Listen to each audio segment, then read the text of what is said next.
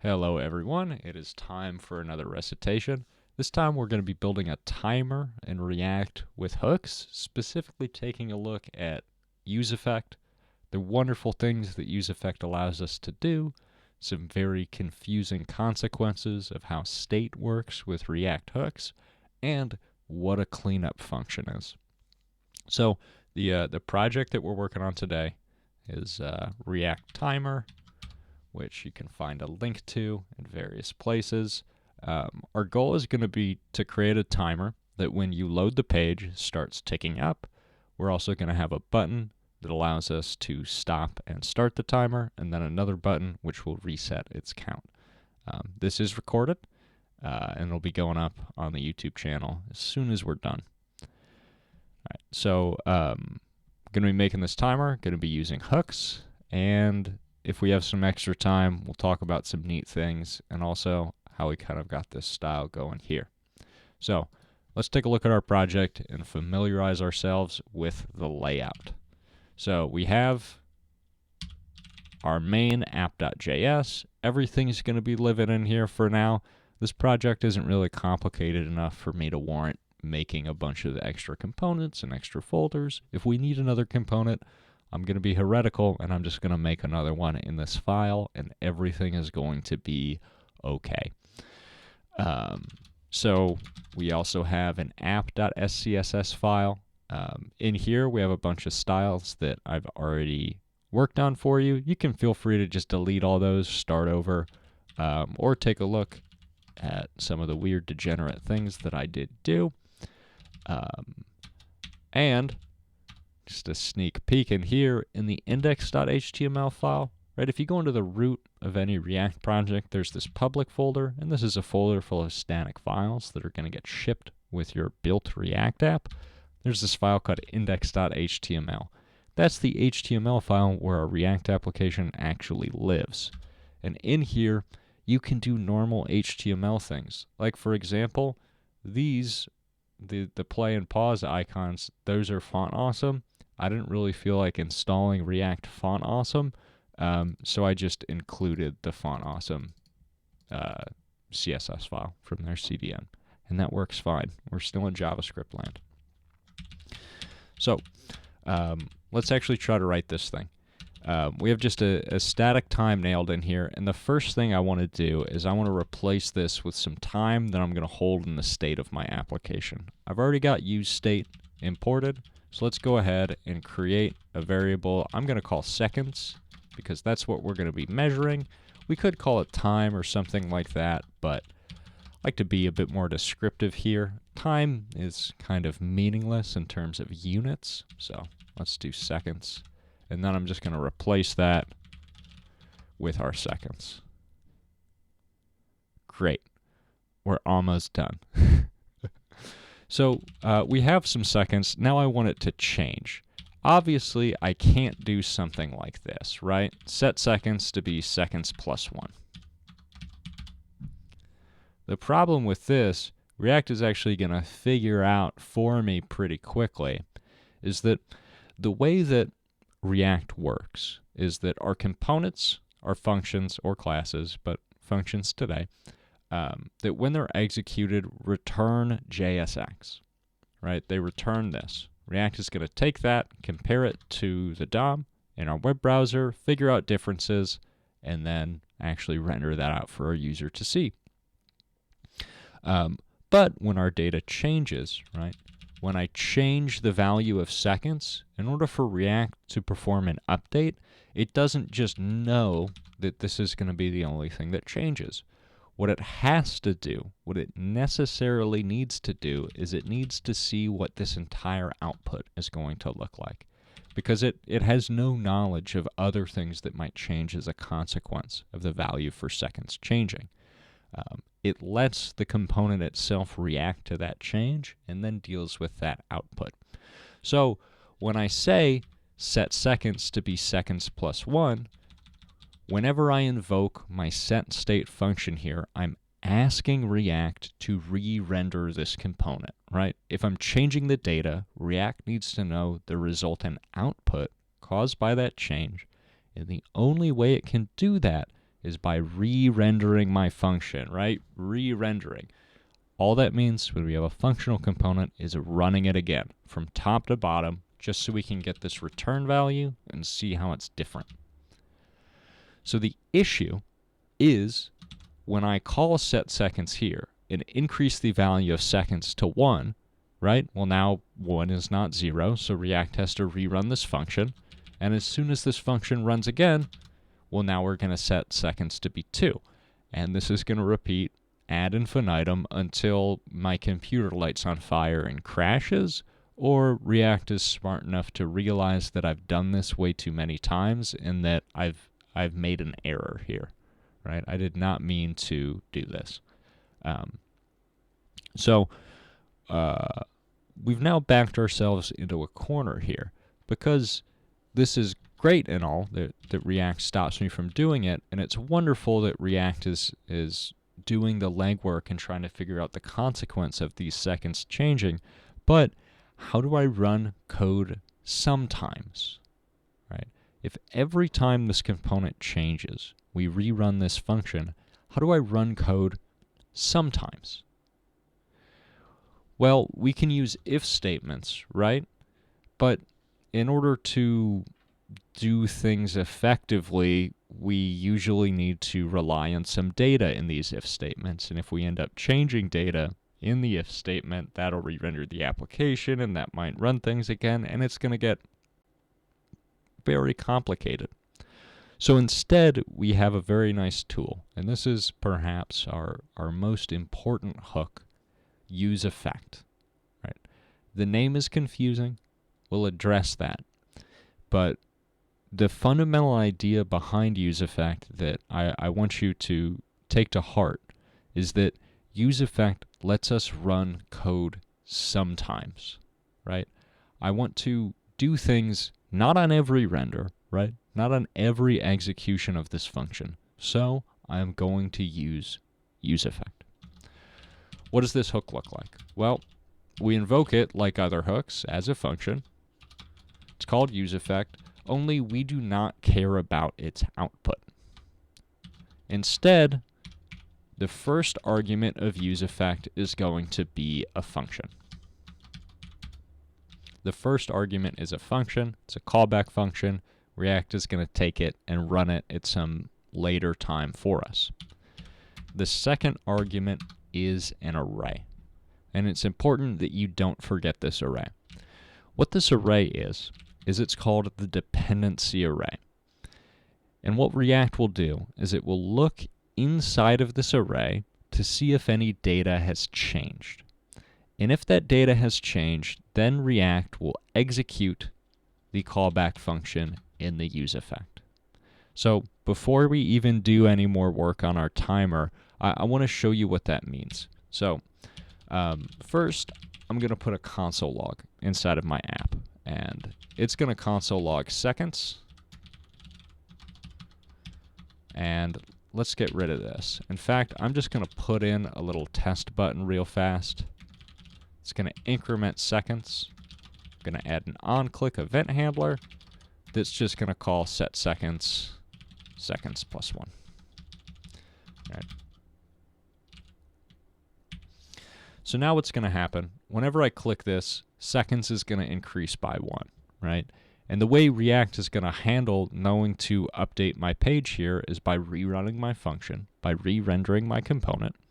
And as a consequence of this, we run it from top to bottom, and it's going to hit this console log. So we're going to see seconds of 0, seconds of 1, and if we keep clicking on this, right, it's going to change. We're going to get our console logs.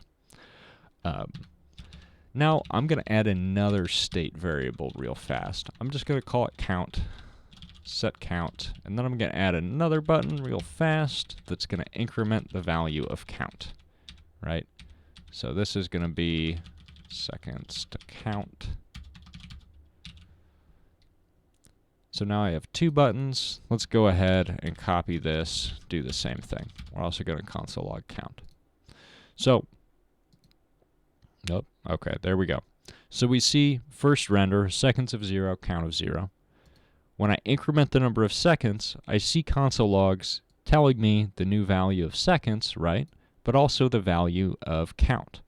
Well, this isn't very useful to me, that every time this function re-renders, for whatever reason, it doesn't really matter, that I'm always going to see the values of seconds and counts. That information may only be relevant to me when those values change, right? And I have no way of describing with an if statement what the previous value of second or counts is to be able to tell if they changed. So this is where useEffect comes in. What I can do is I can say, you know what?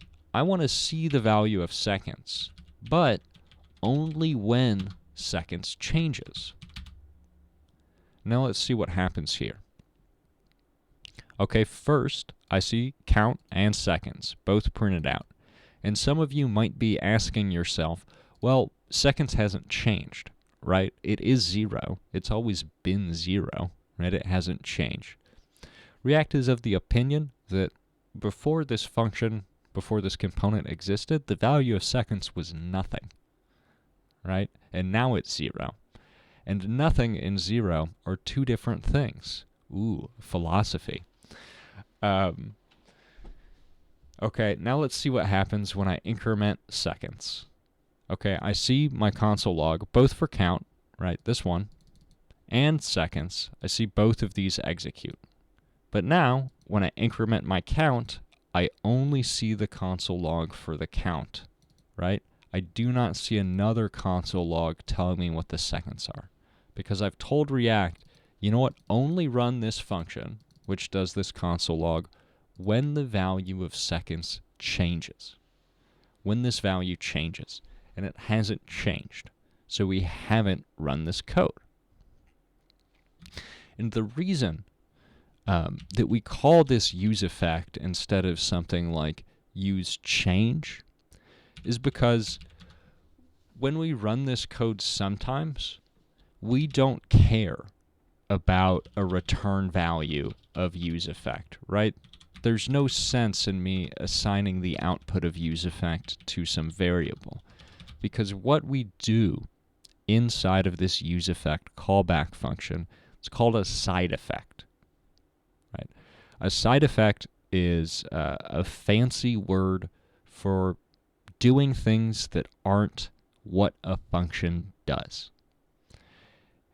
What a function does in math, right? If you remember back to your algebra class, a function like f of x, something you can draw on a graph, right? You give it a value for x, the function gives you a value for y.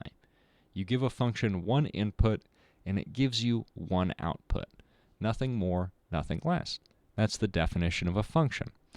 Well, when programmers kind of decided to steal things from math, they took the name function, but they didn't really use that definition. Obviously, what this does is more than just what a mathematical function does. This console log, right, this is not something that I could describe with an f of x, because what this console log does is it goes and it changes the world outside of this function, right?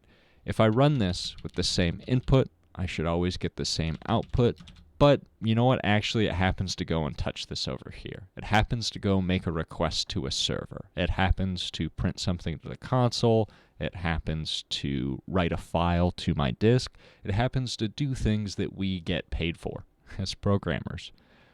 Functional purity is a wonderful thing, and it helps us reason about our application, but at the end of the day, the thing we get paid for is side effects. Putting things on our screen, talking to computers over the network. And the thing with side effects is that we don't always want to do them. So that's why this is called useEffect. Okay, cool. Fun trivia. I'm going to stop for a minute. Do we have any questions at this point?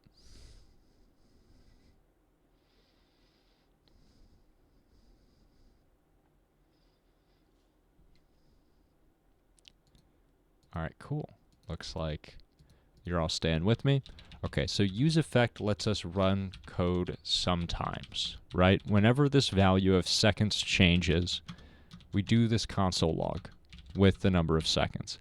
And I mentioned earlier that React has decided that nothing and 0 are different values, right? So this console log runs the first render of this component.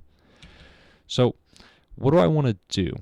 Or how do I get React to do something only once, only on my first render, right? The idea is when this web page loads, we start our timer.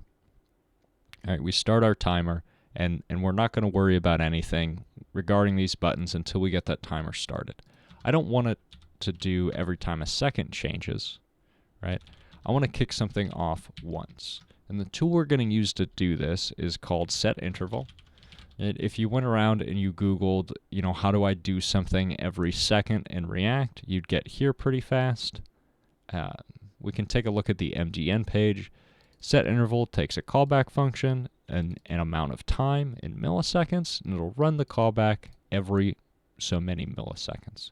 So that's what I want to kick off. And if I put this right in here, if I do window setInterval seconds, set seconds, seconds plus 1, every 1,000 milliseconds, which is a second, right? We can see what happens.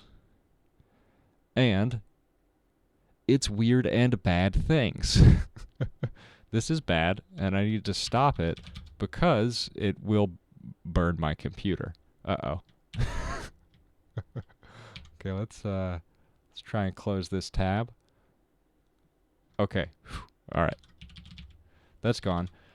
So it's very important, right, that we take into account how often we want to invoke side effects, because they can do bad things, right? What's going to be very common for you learning how to write React applications, and especially React applications with side effects in them, most frequently making requests to an API, is if you forget to put them in a useEffect, you will make that request thousands of times and get yourself timed out from the API, and then you won't be able to finish your project on time. It'll be a huge disaster.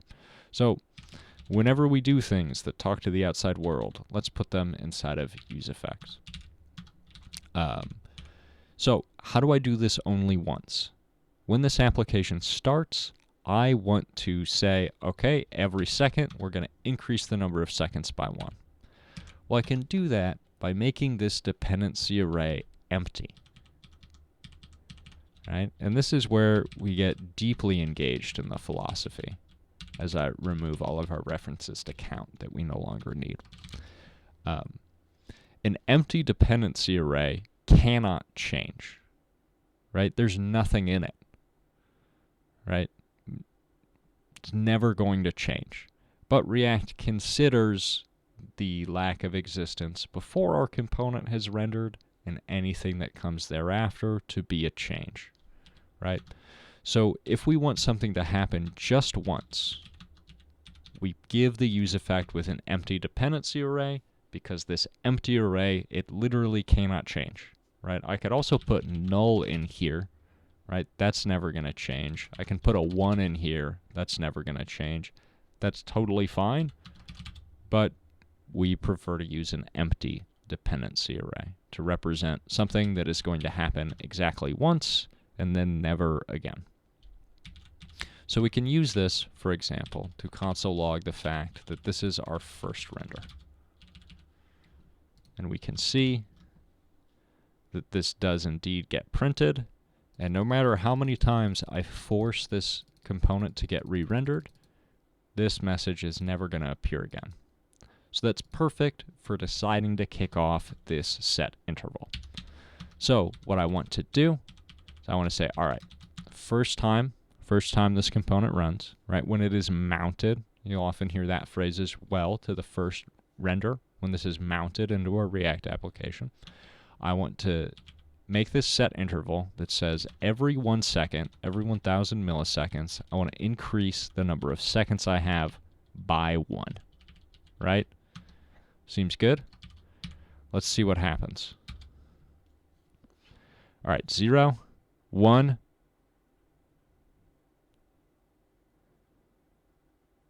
This is a long second. Okay, so I think I've waited long enough to determine that this is never going to change. And that's very interesting. Right? Our first reaction might be, did I use setInterval right?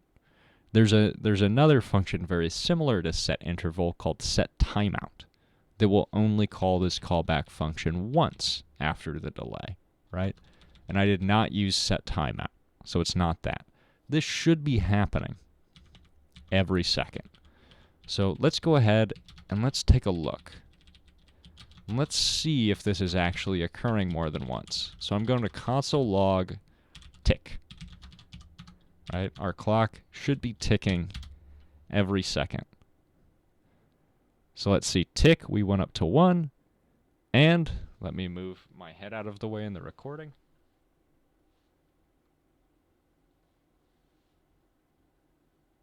Aha! That's a visual gag that only makes sense in the recording. Tick is actually running. So every single second we're seeing a console log with the word tick in it. But our value for seconds is not changing. Does anyone know why?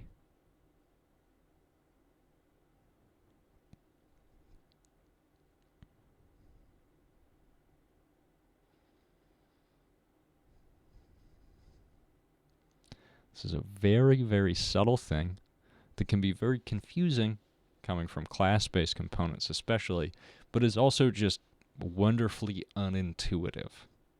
Does anyone know why, despite this set interval running every second, that the value of seconds never changes except the first time?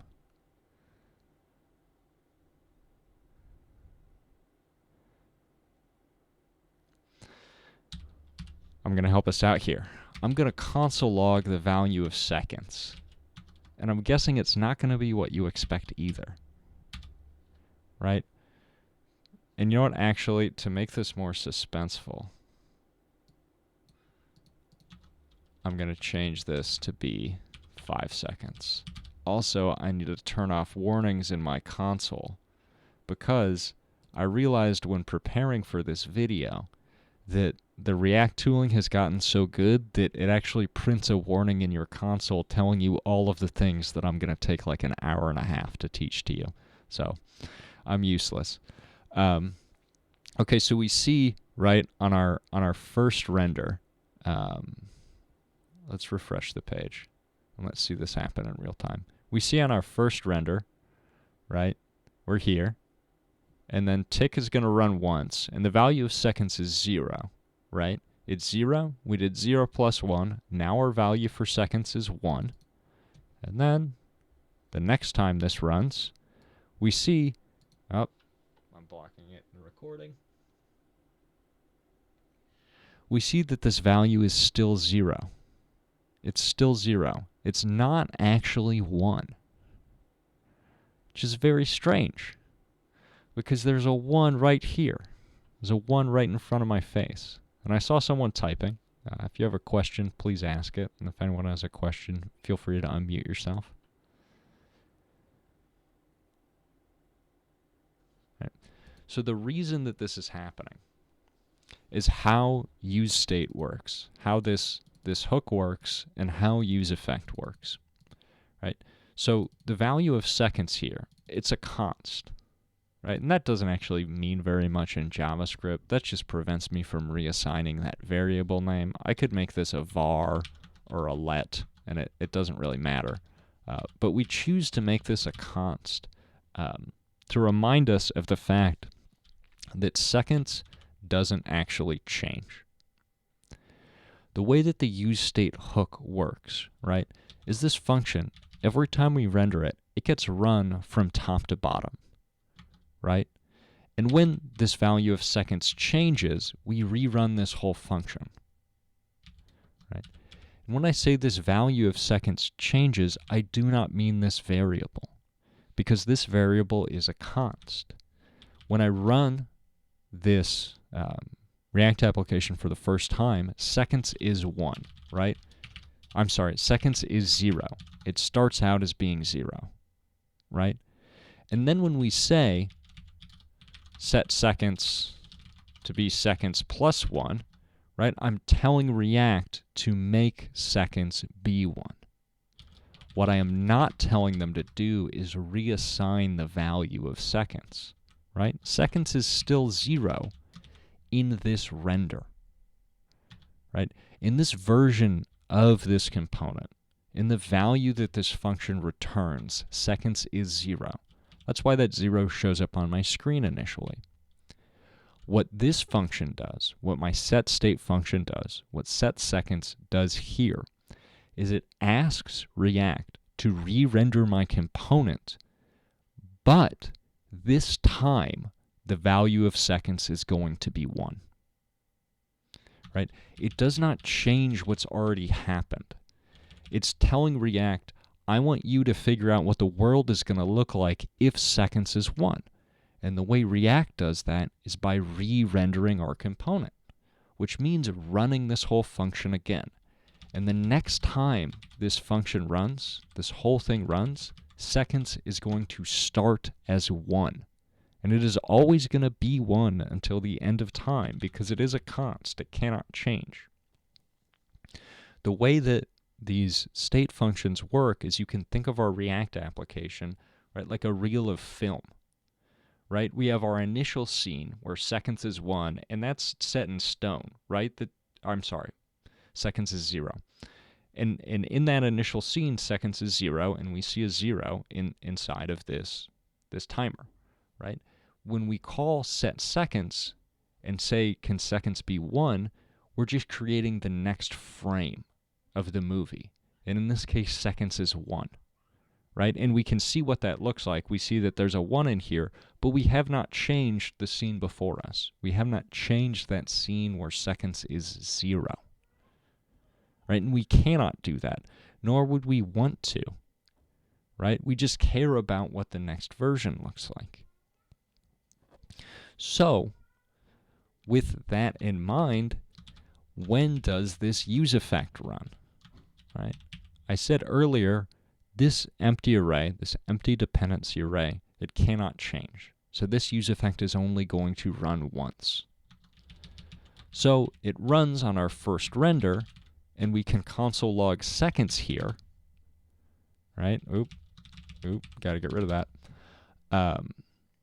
And we see that on our first render, seconds is 0, right? This thing right here, this right here is 0. And when we get into this set interval, it's still 0. And this is also 0. And the fact that this runs every second, or every 5 seconds, or whatever, the fact that this runs every 5 seconds, it doesn't change anything about this exact version of seconds. The value of seconds, when this useEffect callback runs on the first render of our React application, is 0, and will always be 0. Right here, we're asking React to make the next version be 1, but this useEffect is not going to run in that next version, right? I can put a console.log here that console logs seconds.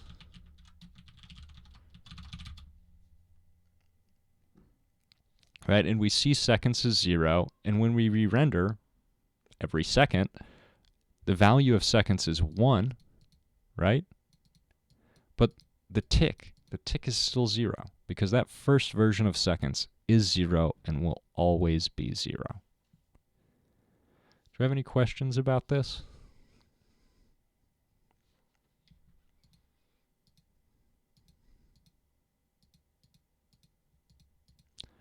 All right, cool. So that's wonderful, right? But that doesn't actually help me, because I do want to change the value of seconds, right? It is useful for me to be able to make it undergo more than one change. So some of you may have thought of a potential solution that we can use, which is to say, you know what? I want this to run every time that seconds changes. But the problem with that is we're going to be introducing this set interval every time seconds changes, and it's going to quickly do the same weird overheat my browser thing where competing set intervals try to make changes. so we don't want that. We could instead say, well, instead of doing this over and over again, I could use setInterval, because that's only going to run it once, right? And that'll work. Oop, I said interval again. Set timeout. Ooh. Timeout. All right, and this tab is gone. It's gone for me forever. All right, don't crash my computer. There we go. Okay. Localhost 3000. 3000. Okay, and this will work. This works fine, but it's not the solution that I want. I want to use my set interval, right? I only want to run that code once, and it should work. There should be some way to get this to work.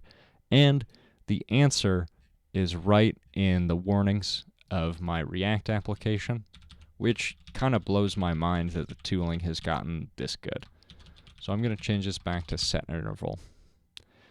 And React can actually tell my React hook has a missing dependency seconds.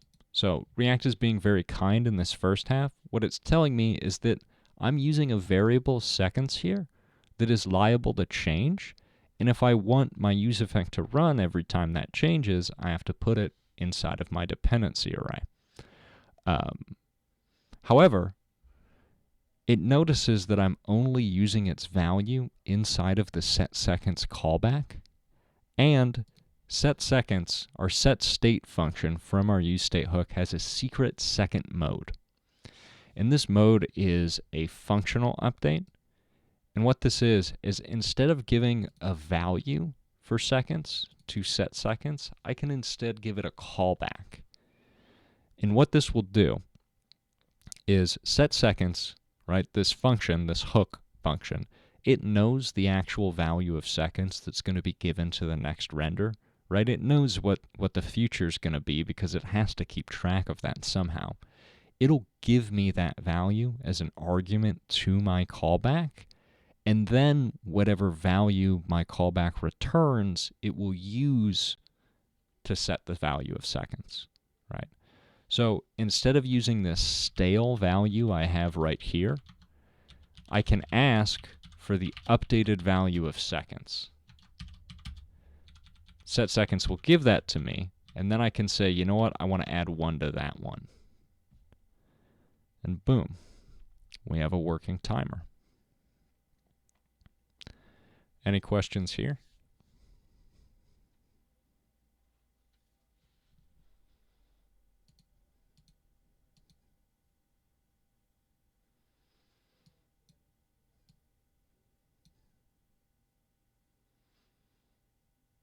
I will sit in this awkward silence. Oh, wait, did someone have a question?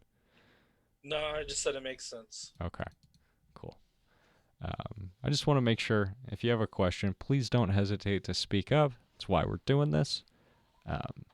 So that's how we manage the fact that, right, the values in our set state, they're trapped in amber. They're stuck in the frame that they're in, right? It doesn't change. It just changes in the next version, the next render, the next scope of execution of the component, of the function.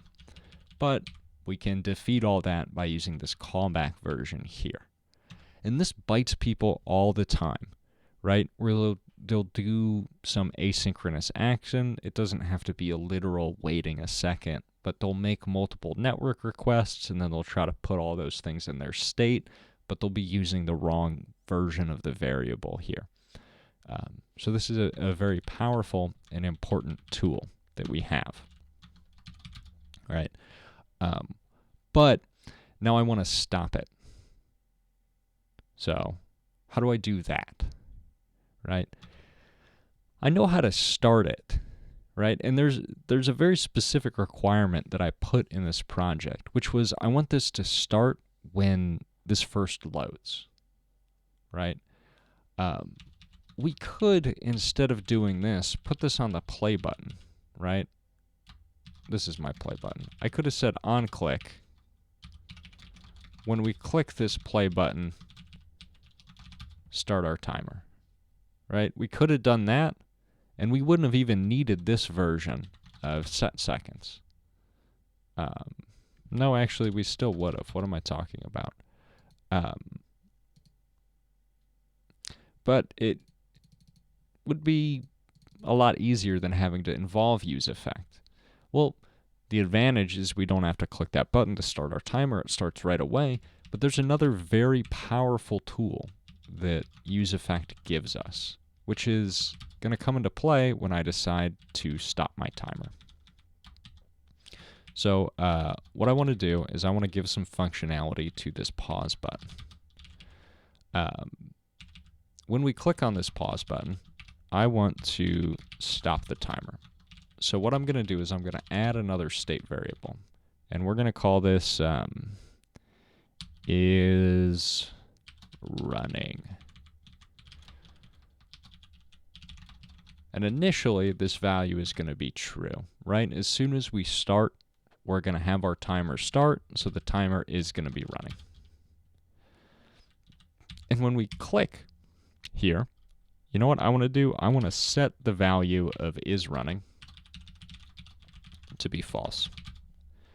Right? So theoretically, that should be able to stop our timer, right? Right, the value of is running. The problem is I cannot do something like this. If is running, increase the number of seconds. This is not going to work, right? For the same reason that seconds is always 0, this is always going to be true because it starts as true. Right? If I want to get it the changed value, then I would need to either put it inside of a callback to set is running, which I don't want to do, or I can put it inside of my dependency array. Right? Then I can move it out here. If we are running our timer, then I want to go ahead and start it, right? And to see how this works, I'm going to initially set this value to be false. So our timer is not running, right? It is not running. Let's come over to our start button, and on click, what I want to do is I want to set is running to be true.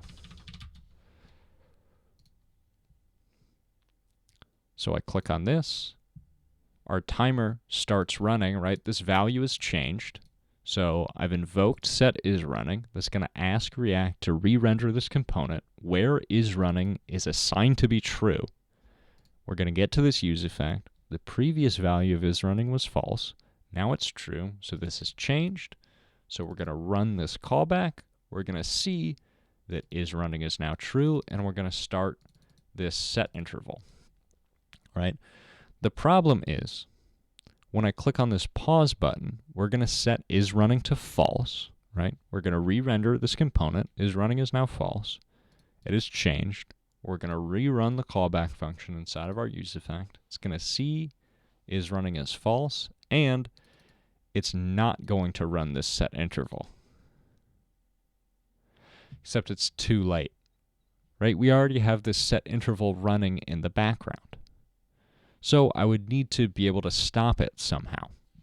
And if we decided to Google how to stop a set interval, we would end up reaching the MDN page of clear interval. What clear interval does is it accepts an interval ID, which just so happens to be the return value of set interval, and it will stop it from running. All right, so what I could do is I could make a third state variable, and I could say interval ID, set interval ID. And its initial value is just going to be null, right? It doesn't exist.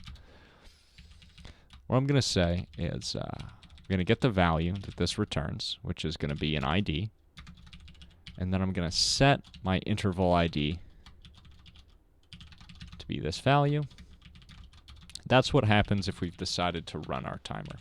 If we've decided to stop it, if is running is false, Well, then I'm going to call window.clearInterval on my interval ID, right? So that's all well and good.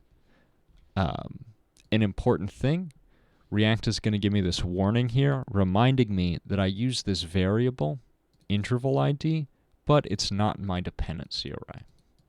And this is a subtle thing because this is actually going to work just fine, right? I can click play, this is going to start running. I can click pause, and it's going to stop, right? I don't have any bugs. This actually works perfectly fine. But my useEffect has become slightly less correct. It just so happens that the only time I really mess with the value of this interval ID is as a consequence of this useEffect. So there's no concern in it being out of sync, right, with when this runs, when isRunning changes, but that's not always the case. You have to be careful about what goes into your dependency array because it can be a source of bugs. And more often than not, you do want an exhaustive dependency array, right? You want everything that you depend on in there. And sometimes you don't, especially when you're just doing something intentionally on the first render, when your component is mounted, or sometimes you don't want something in there because you don't care to actually do something when it changes. But in here, totally fine to put it in there. It's not going to cause any problems. Except it actually will, right? Ooh, it does cause problems. And the reason is, if I can close this tab, whoop, reopen Firefox, and my new profile that doesn't have all my history and bookmarks in it, so you can't keep spying on the things that I do in my free time. Right, the problem is that if this is running, right, then I decide to set the interval ID to be the value that I've just returned here, right? So now this value has changed, which is going to trigger a re-render, which, now the value of interval ID has changed, it's going to trigger this useEffect to run again. And isRunning is still true, right? So we're going to start this set interval again, and we're going to set this value again. And now we've kind of lost right, our purpose here. And I can fix this bug, right, by just removing it from my useEffect, right, and everything will go back to working, but that's not what I want to do. What I want to make use of is a very elegant and underused, especially for beginners, feature of the useEffect. And it's slightly unintuitive, but it's called a cleanup function. And the idea behind the cleanup function is useEffects, right, we use to largely perform side effects. We use them to go talk to the world at large, right? We use them to change something. And so oftentimes that leaves a commitment, right? It leaves a request that we're waiting to finish. It leaves a set interval that's still running, right? It leaves a subscription to something that we want to cancel. The idea behind a cleanup function is if I return a function inside of my useEffect, what React is going to do is when the useEffect decides to run again, it's going to call that cleanup function. So what this allows me to do is, well, every time I try to run this useEffect again, I can decide to clear this interval, or I can decide to cancel my network request, or I can decide to finish up whatever I was doing, right? Very conveniently, it will also run this cleanup function not only when the useEffect has to execute again, but when our component is about to be unmounted, right? When we're about to remove it from our application. And this is how we get a very similar effect to component will unmount in class-based components. So what I can do is instead of involving yet another state variable, I can say, you know what? When I decide to set this running, I want to give you a cleanup function. Whenever you decide to run this useEffect again, I want you to clear this interval, right? And so what's going to happen here is wonderful. I'm going to start this, right? And our timer's going to run, right? And I'm going to pause this. And the only thing this is going to do is it's going to set the value of isRunning to false. What that's going to do is it's going to re-render our React application. Our useEffect is going to run again, right? It's going to see that isRunning is false, and it's going to do nothing, right? Because this else branch is empty. But as a consequence of this useEffect running again, it's going to call this cleanup function from the last time. And so when I hit this pause button, our timer stops. And that's because we've decided to stop this interval from running. I said the next time you run this useEffect, stop this interval. Stop the timer from running. Right? And that's incredible. Right? It's weird, perhaps unintuitive, may not make a lot of sense, but this right here is gold, right? Because I've isolated my React component from sideEffects, right? These play and pause buttons, they don't do anything to the outside world, right? These do not interact with the set interval, right? They don't have to worry about deciding to change the state of the world. They don't have to talk about making network requests or setting infinite timers or doing anything like that. They do what good buttons in React do. They change a value from true to false, right? That's a good button in React. I always feel good when I get to make a button that just flips a Boolean. It's pretty simple. It's always going to do what I expect, right? There's no problems in there. I don't have a 17-line on-click function in my React application. All this is doing is it's setting a state variable. Is my timer running? Yes or no. And then I can say in this useEffect what happens as a consequence to those changes. And that's wonderful. That's really, really great. Because I can keep this part very, very simple. I can keep this part very, very simple. And I get to isolate all of my side effects, all of the consequences of my state, right? This is basically a function, right, that says, give me the value of isRunning, and I'll tell you what should be happening right now, right? It gets to encapsulate that very, very nicely. And I find that absolutely wonderful to work with. All right, do we have any questions here?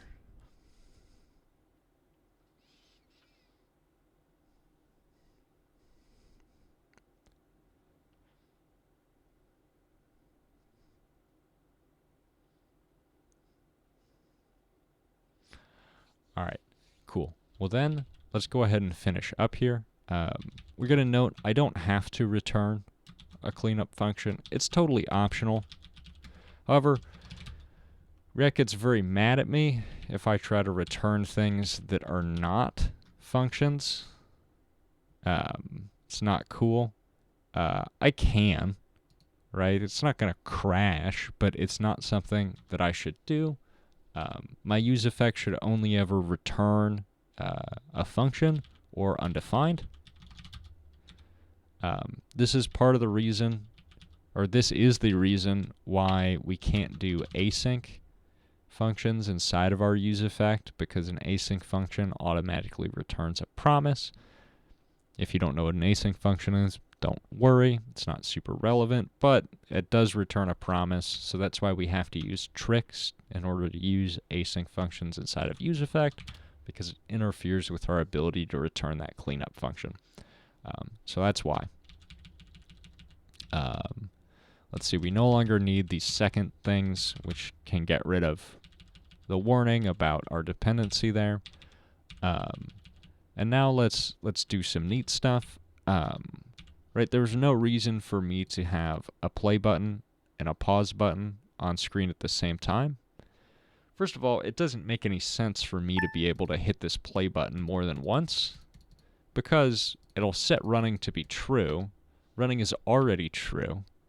Notice this isn't actually going to trigger this useEffect to run again, because the value of isRunning hasn't changed. Yes, I have called setIsRunning, right, which normally forces React to re-render this component, but it's going to see that value hasn't changed and it's not going to do any of that. The way React determines this, right, if these values have changed, it's called shallow equality. When I do, 1 is equal to 1, right, this is true. But if I do an object where a is 1 and an object where a is 1, this is actually false. Because this is what we call shallow equality. It's checking to see if they're the same thing. 1 is a primitive, right? We know that 1 is equal to 1. These objects are actually two different things in the memory of my computer, right? These are two different objects. Even though their contents are the same, they're not exactly equal to each other. They're not the same thing. Not in the way that 1 is 1. This object is not that object. They're two different objects. They contain the same stuff, but they're two different objects. So they're not shallowly equal to each other. So that's how this works. So sometimes things get weird if you're trying to compare objects. There's ways around that. We're not going to talk about that today. But I don't want to be able to click this play button, right, while this timer is already running. So there's an attribute. This just comes from normal HTML on buttons called disabled. And if disabled is true, then we can no longer click this button. So if our timer's running, we're going to disable this button. And it won't actually let us click it. If I console log clicked, we're going to see that that doesn't actually happen more than the one time it takes to get our timer started. And we can style that disabled state with CSS, which we'll see in a minute. But I don't even need this on screen to begin with if my timer's running. So instead of disabling things, what I'm going to do is I'm going to use my favorite thing in JavaScript, which is the ternary operator. What the ternary operator is it's a question mark. And it works like an if statement. Normally I say if is running, do something else, do something else. However, it makes no sense for me to do this inside of JSX, right? If is running 1 else 2, this doesn't do anything. This does nothing because this doesn't evaluate to a value. If statements branch my code. They tell me what code is going to execute. They don't actually return a value. And when we open up these curly braces inside of JSX, what we're looking for is an expression. We're looking for something that becomes another value, like 1 plus 1. This is an expression. It evaluates to 2, right? If statements do not do that. So instead, we have the ternary statement, which basically lets us do something like this. If true, right, I'm going to say let x. If true, x is going to be 1. Else, if false, x is going to be equal to 2, right? What the ternary allows me to do is allows me to do this as an expression. So what I'm going to say is const x, if true, right, our expression testing for equality, right, comes first. And what this question mark says is if this, whatever I put here, right, this can be 1 plus 1, it can be another ternary, it can be anything that evaluates to some value that we can test as either being truthy or falsy. If true, then do the true thing, or colon, do the false thing. Right? These are equivalent. These are pretty much exactly equivalent, except we've managed to do this in one line instead of a bunch. So I'm naturally attracted to this one, right? I like shortcode. I think shortcode's fun. Shortcode is not always useful. You don't always have to use this ternary thing instead of an if, because sometimes verbosity helps us be more clear. And also, we don't always need everything to be an expression, right? I'm more than happy to use an if statement here because I do not care what the value of this expression is too. But the ternary is incredibly useful inside of JSX because it allows us to write quick expressions that return either true or false branches for us. So what I can say here is, if our timer is running, then what I want the true thing to be is going to be my pause button. So if the timer is running, I want my pause button to show up. Otherwise, colon, false, else, I want the play button to show up. Right? And I've spread this out on a lot of lines because formatting this can sometimes be difficult. Right?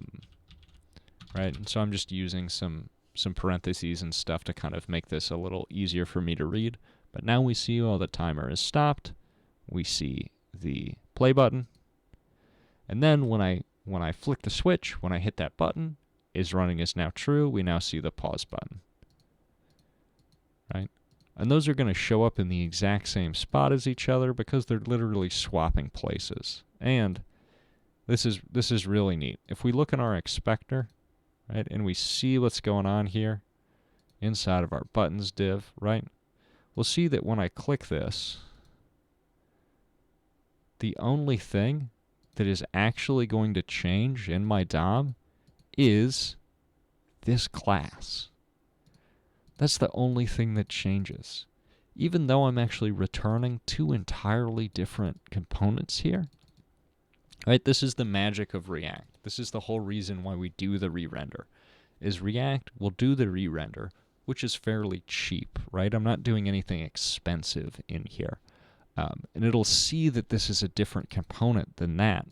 But when it actually looks, when it actually goes down into it, right, the only difference between what's on the screen between the previous render and the one I have now is just whether this class says play or pause. So that's actually the only thing that needs to change. React is intelligent enough to do that for us, so that's all that it does. And that's why React gets to be fast, right? We re-render cheap, DOM manipulations are expensive. React lets us recalculate all of this very frequently, very cheaply, and then do as few of the expensive document.query selector, inner text updatey stuff as little as it can. So that's how that works. Let's get this reset button going, right? What reset is going to do is on click. What we want to do, first of all, we want to stop our timer. So I'm going to set is running to false. And then we're also going to clear the number of seconds. So we can set seconds to be 0. Right? There we go. Click reset. Timer stops. We clear the number of seconds. It does not make sense for me to be able to click this again. So let's go ahead and set disabled on this button. Oop.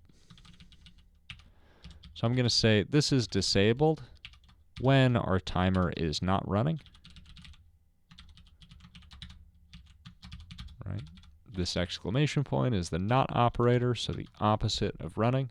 So now reset is actually grayed out. It's been disabled, and we see that that changes. That's because we can style buttons depending on whether they're disabled or not.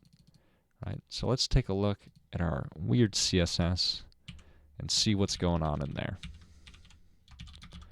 So we're going to take a dive into app.scss.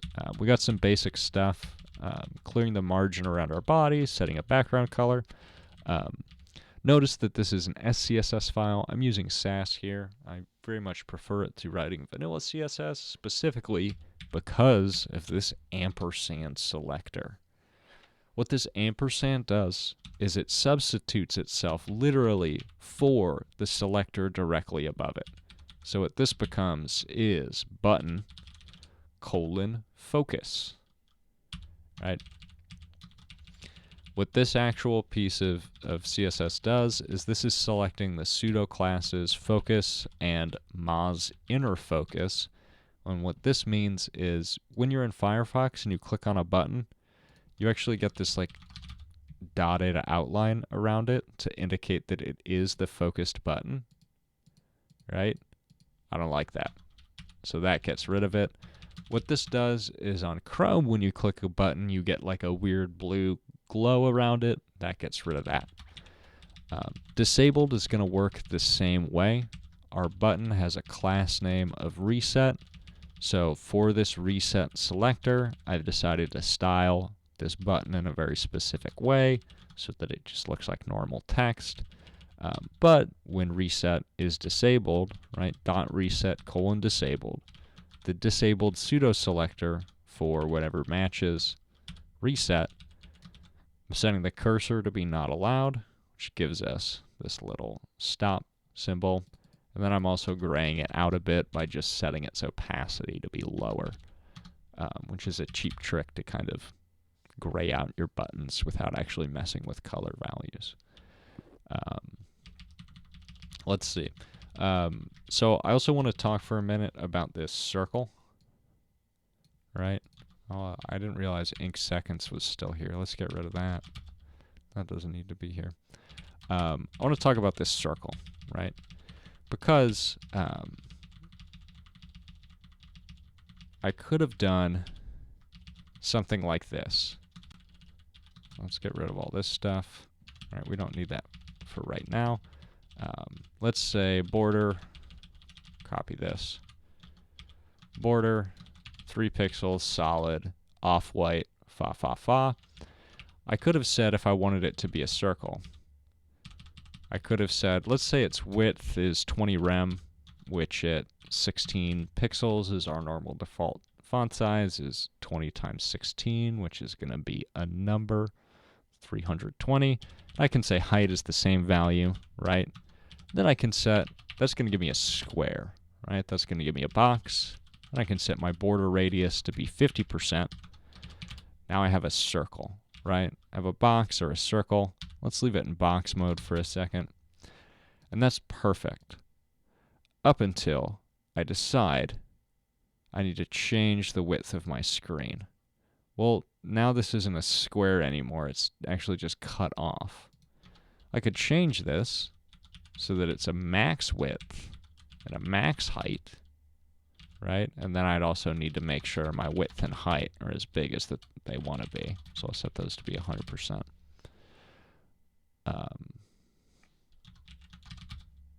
No. You're not going to do that? Let's take that out for a second. There we go. Well, now it's not a square, right? Because when I say width 100%, it'll spread out as much as it wants horizontally. But height 100% is still only going to try to take up as much height as it needs. Sometimes it will try to fill the size of its container, but that is contingent on a lot of other CSS things that it can be difficult to predict. What I want is I want a square.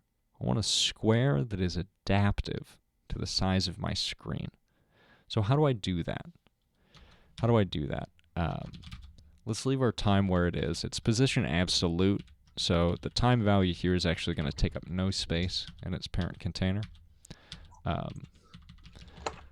Right, so what I have is I have a line, right? I have a square that has no height. I'm going to do something weird. I'm going to say padding 100%, right? Just like I use percentile units here and the width and the height, I've decided that my padding is also going to be 100%. But before I save this and we see what it does, what should that do? What does padding 100% mean? 100% of what? Right? I understand what 100% width and height means, but what does padding 100% means? Well, it means that now we have a very big square. But the important thing that is happening here is what CSS, what the spec has actually decided that padding 100% means. When you use a percentile unit in padding, what that actually means is a percent of the width, right? So I can do a very weird trick here. I can say padding top is 100%, and the height of this thing is actually 0. And what ends up happening is I get a very weird shape, but hypothetically, right, the amount of padding that I have on the top of this thing is going to be equal to the actual width of this element. And this doesn't do quite what I want because of how this ends up stretching this shape, but I can abuse this. I can abuse this using a CSS pseudo element. What this is going to let me do is this is going to let me place an element using purely CSS inside of time circle. What this does is this selects an element that will be the first child of time circle, but that actually doesn't have to exist. We're going to create it, right? That's what a CSS pseudo element is. We have to set this content value to be something.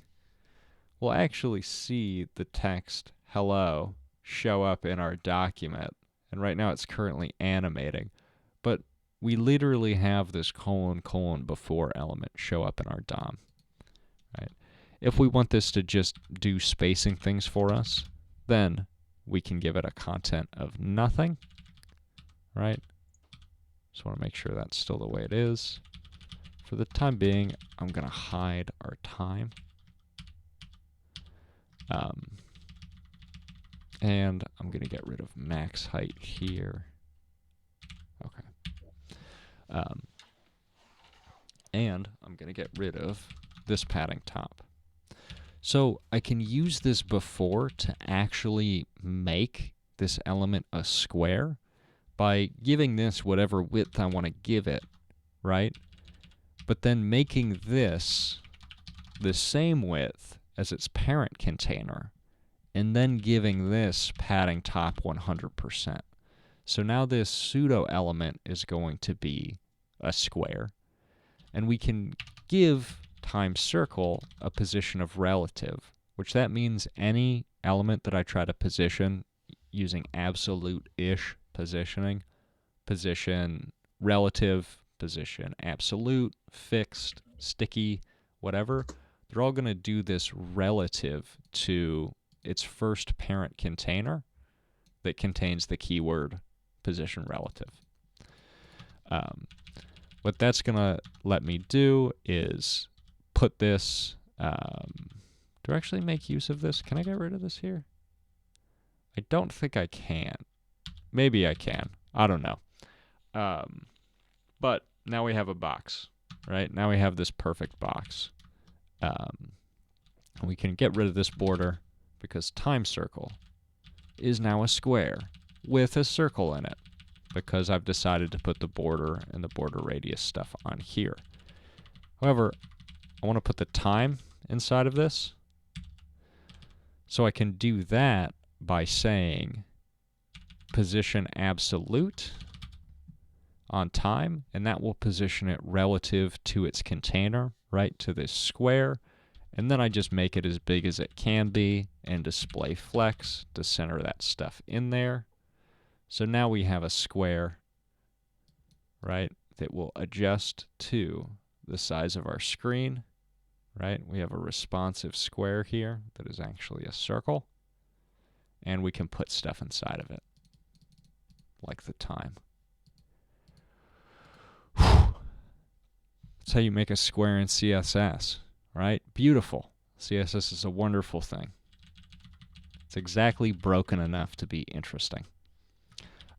But we have a neat little effect going on here, and I also want to explain what that is up to. So, first of all, if you haven't used CSS animations, they're wonderful, right? They're very easy to work with. So, what I have here is I have an animation keyword, and this allows me to set various properties of an animation. Its duration is going to be 4 seconds. The easing function, the function that decides how we get from the start to the end of the animation, it's going to be linear, and it's just going to go straight. We're going to do it an infinite number of times, and the name of my animation is called spin. And I define an animation with this @keyframes keyword, and what spin does is it takes my thing from a transformation where it's rotated 0 degrees to 360. So it's going to go all the way around. It's going to go all the way around. Right now that doesn't look like much because it's a perfect square, or I'm sorry, circle.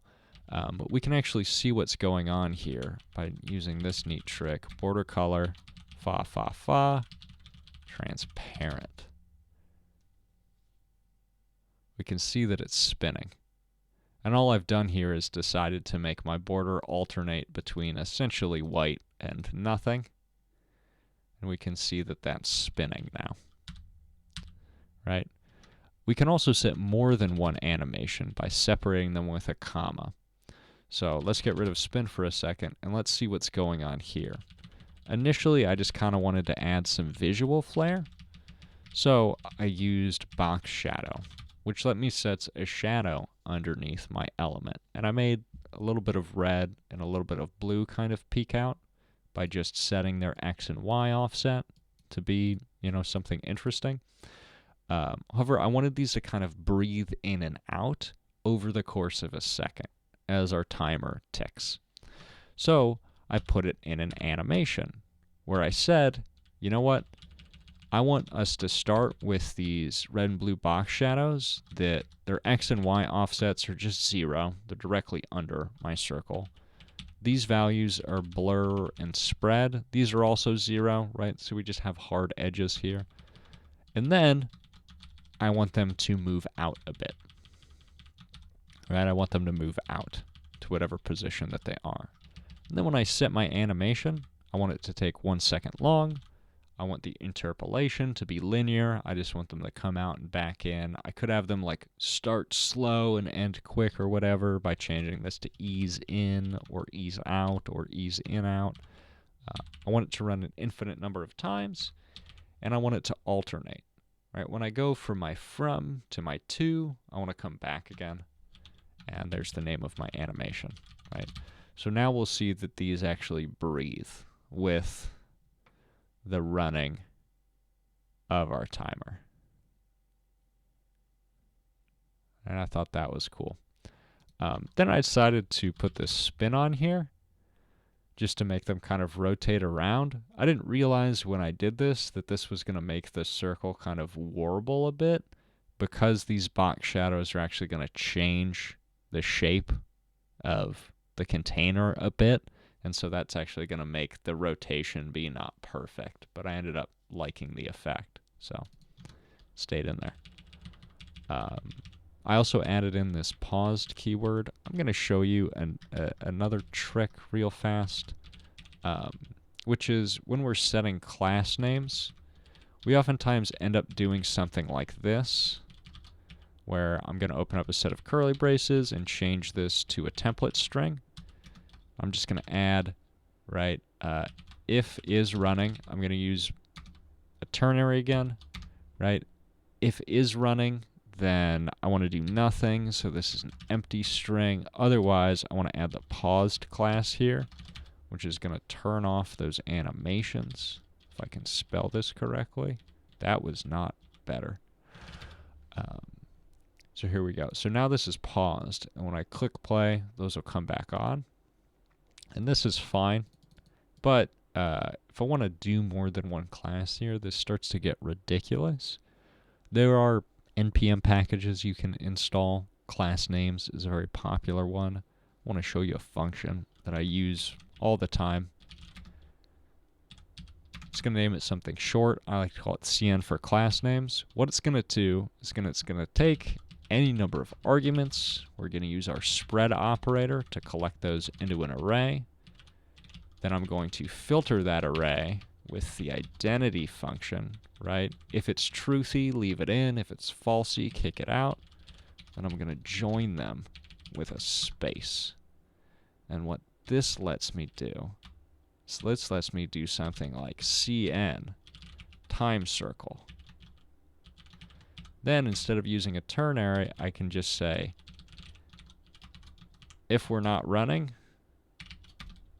let's put paused on there.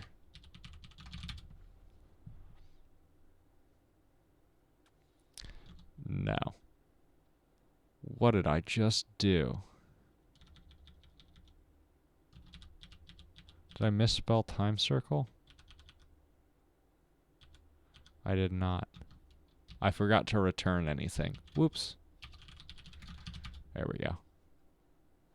So now we have a slightly better experience trying to set class names conditionally on a div. So that is our nice neat timer with a responsive circle, a cool animation, and a useEffect. All right.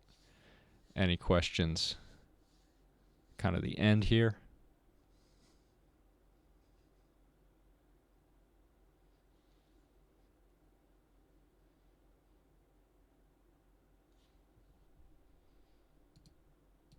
Nothing? No questions? Yeah, I had a question about the useEffect. When did you say the cleanup function gets called? The cleanup function gets called the next time the useEffect executes, right? So on a re-render where isRunning has changed, it will get called before the execution of the next version of this callback. Or I see. So that's why. Yeah. Or when our component is about to be mounted. Or unmounted, excuse me. Oh, yeah. So you change isRunning to false, and then the window clear interval happens. Because, can I ask, is there any difference between window.clear interval, window.set interval, and just set interval? Not really. The way that works is JavaScript, if it doesn't find that a function named setInterval exists, it will check and see if a function called window.setInterval will exist. It's just kind of a fallback. So you can not include it there. It'll still work. My editor doesn't like that because it just, can't find the function definition for setInterval, even though it will still work just fine. So I prefer to keep the window dot on there to quiet the yellow, but also because it's slightly more correct, I do want the window function dot set interval. If we look at the MDN page for set interval, or any of the window functions, we actually see that some of them can be set on the window or as a service worker. So they do have different scopes that they can run in. It's kind of all minutia, but I like to be more specific when I can. There's another question about setting state, but maybe somebody else has one first.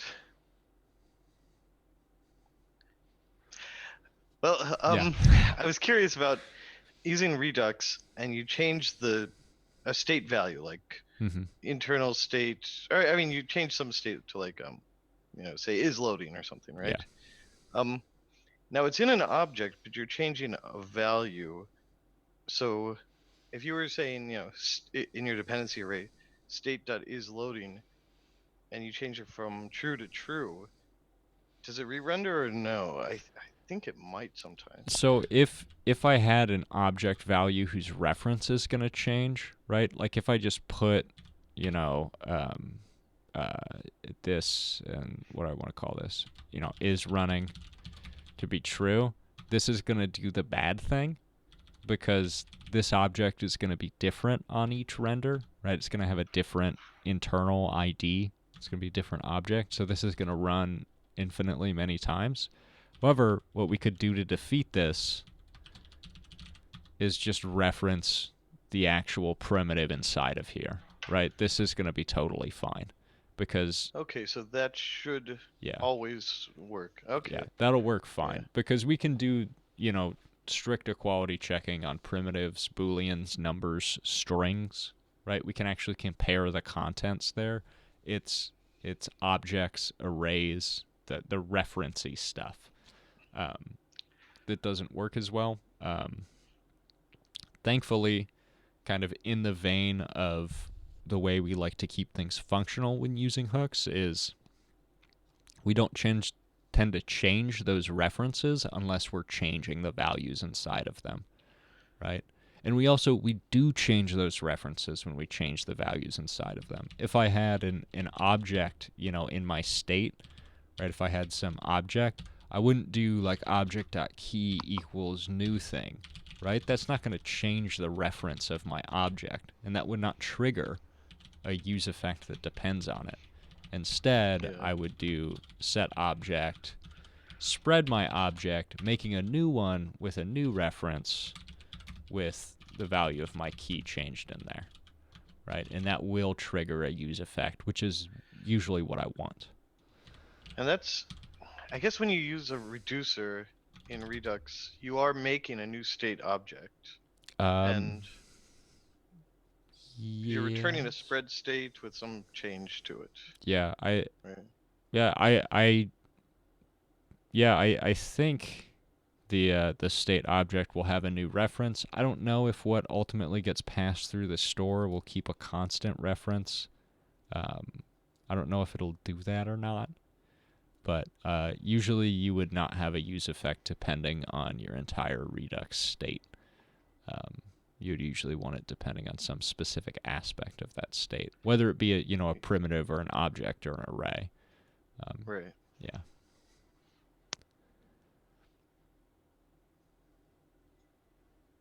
Yep. All right, cool. Any other questions?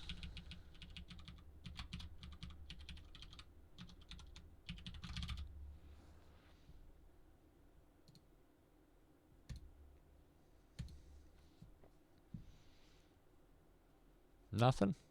No questions? All right. Well, then I'm going to stop the recording. Thank you, everyone watching this on YouTube.